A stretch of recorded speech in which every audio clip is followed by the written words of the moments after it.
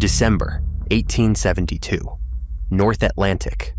A cold that cuts through the skin, and a strange silence, too clean, as if the sea were holding its breath.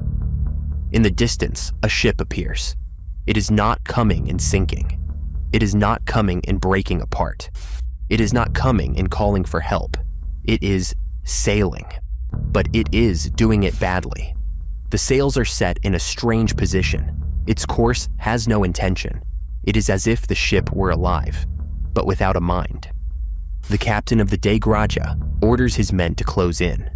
No one jokes, no one laughs. Because at sea, when a ship moves on its own, it is never a good sign. They board her. The planks creak. The wind cuts through the rigging like a long whistle. They listen for footsteps, voices, anything.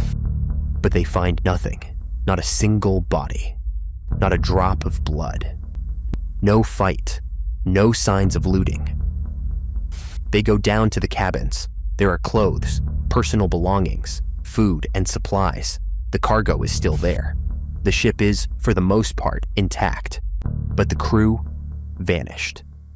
And then someone notices the detail that changes everything. The lifeboat is missing. This is not a ghost story. This is not magic. If the boat is gone, it is because someone got down into it. And if someone got down into it, they did it for a reason. The real question is not where the people are. The real question is why a capable, cautious captain traveling with his wife and daughter would abandon a ship that was still seaworthy in the middle of the Atlantic. Because at sea, there is an unwritten rule. Abandoning your ship on the open ocean is the last resort. The last. The one you choose only if staying means certain death. So if they abandoned her, then the ship must have seemed like a death trap. But if she was a death trap, why didn't she sink?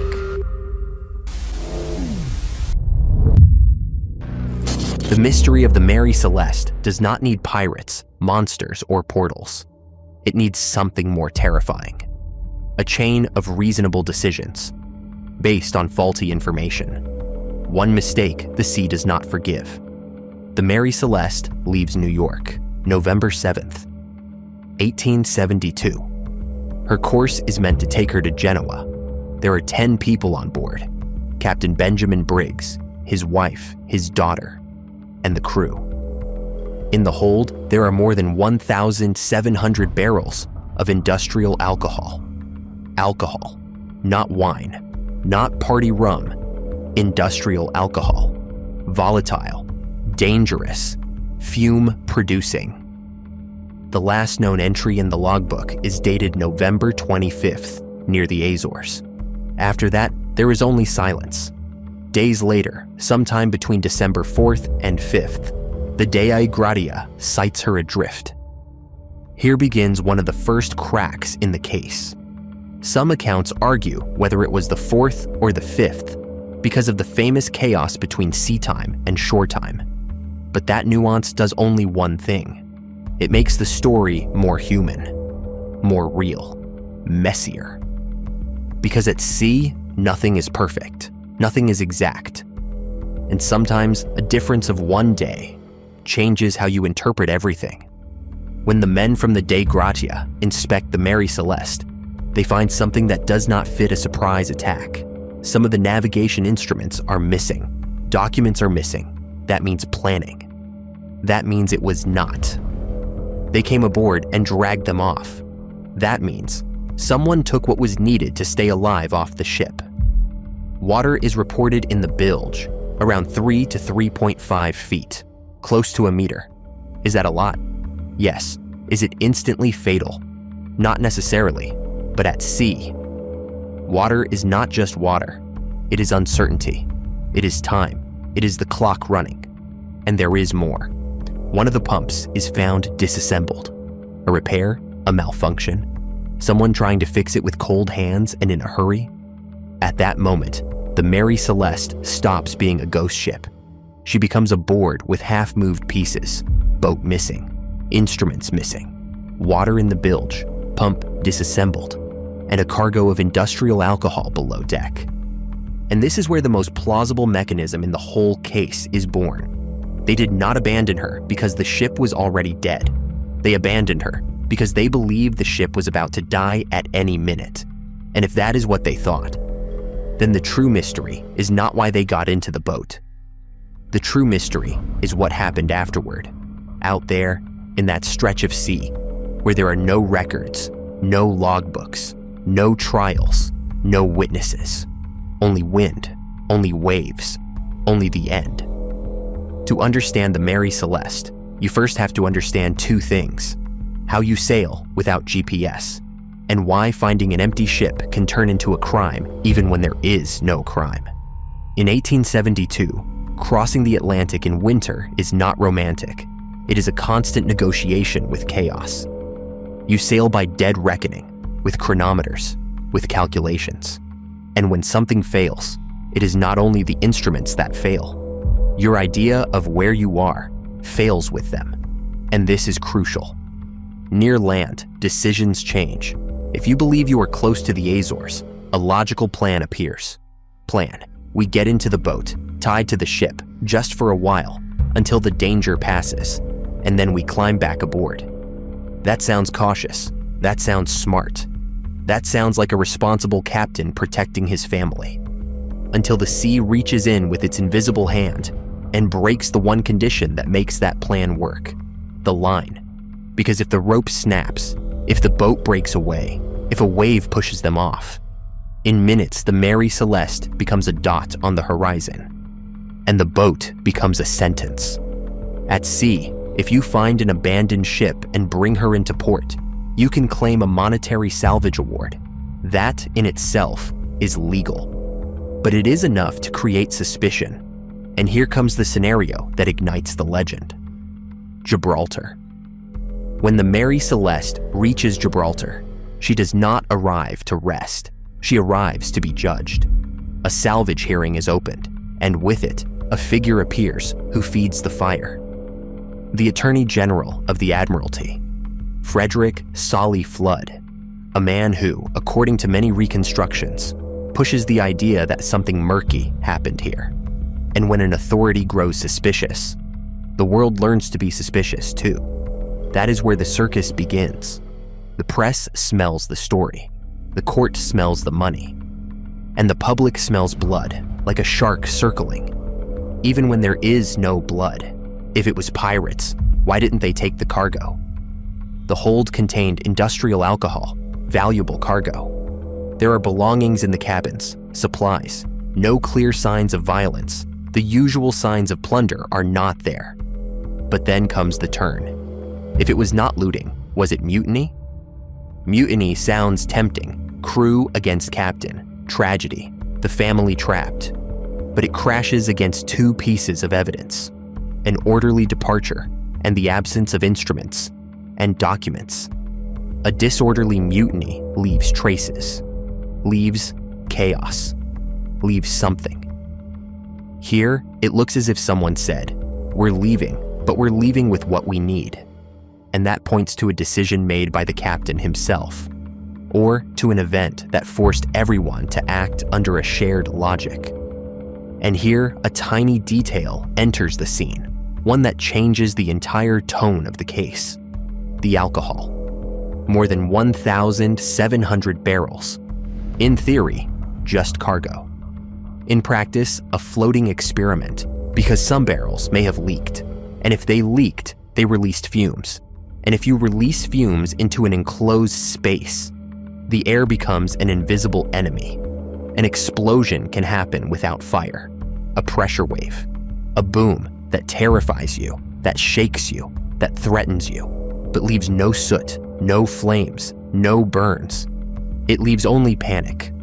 And panic, when you are a cautious captain with your wife and daughter aboard, does not necessarily look like screaming and running.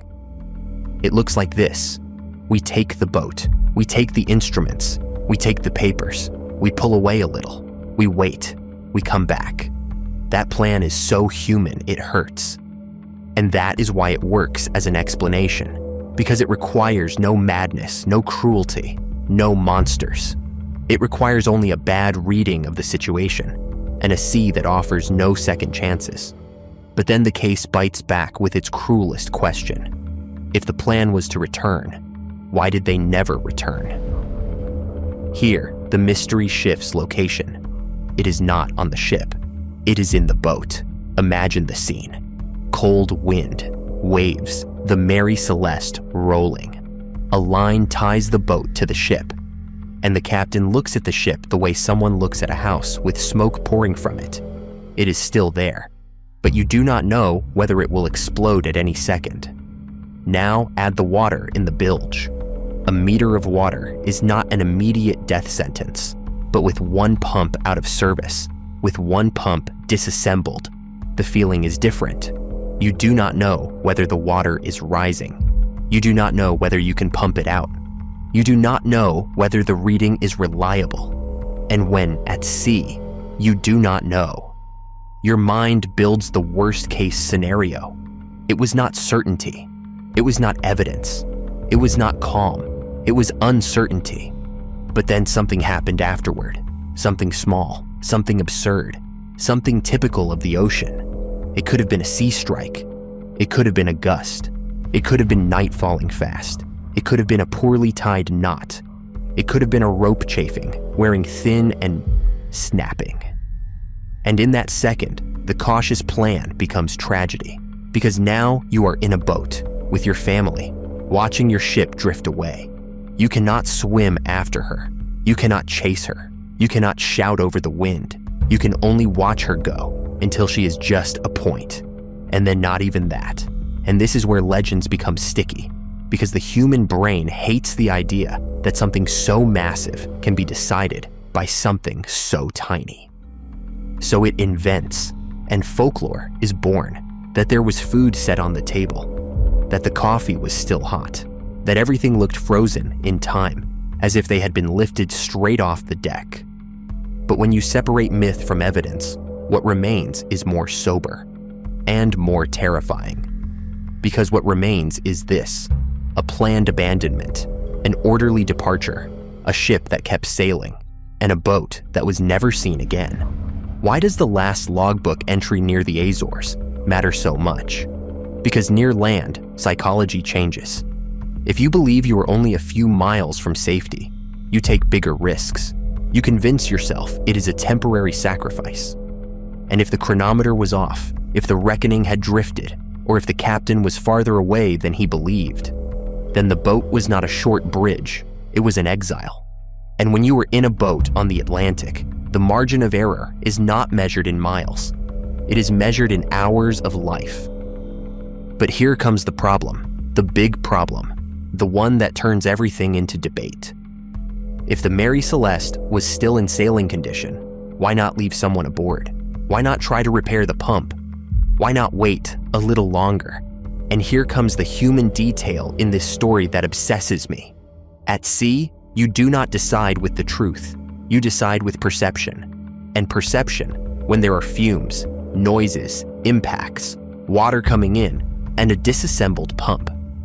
Perception is a wild animal.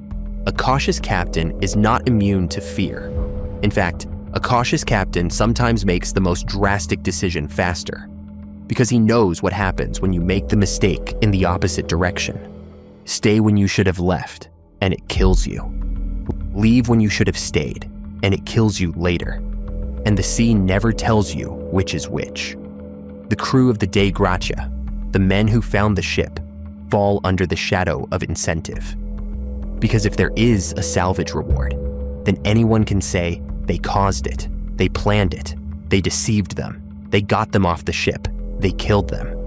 And the most convenient thing about morbid curiosity is that it does not need proof in order to grow. It only needs a question that sounds good.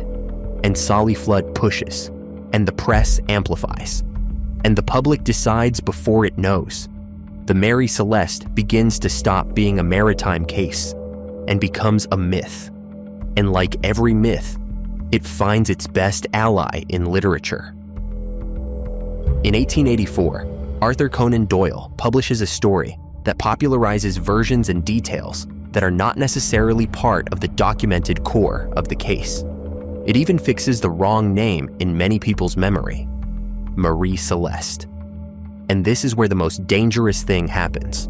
Fiction becomes collective memory.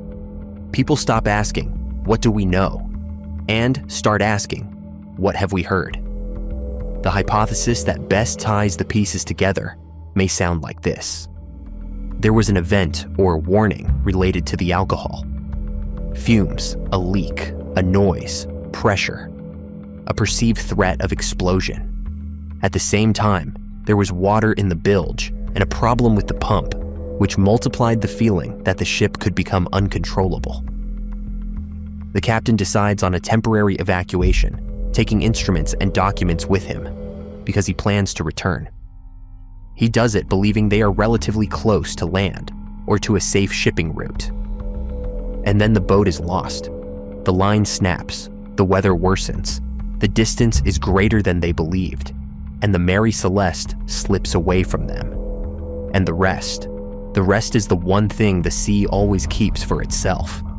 What happens once there are no witnesses left?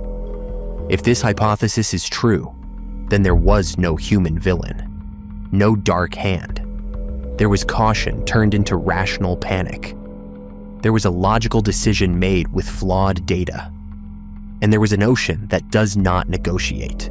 And even so, even with all of this, one part still remains forever open. Why are there no bodies? No boat? No final note? No black and white ending? There is only an incomplete truth. And that is why this case stayed lodged in history like a splinter. Because it forces you to accept something painful, that sometimes you do not disappear because you did something stupid. You disappear because you did the right thing, at the wrong moment. A family in a boat, watching their only floating home drift away, and realizing, second by second, that the sea has just decided for them. Or, what do you think? Let me know in the comments. If you enjoyed this video, support the channel by subscribing. That way, we can keep bringing you new mysteries. And tell me, is there a specific story you'd like us to tell for you? Sending you a hug.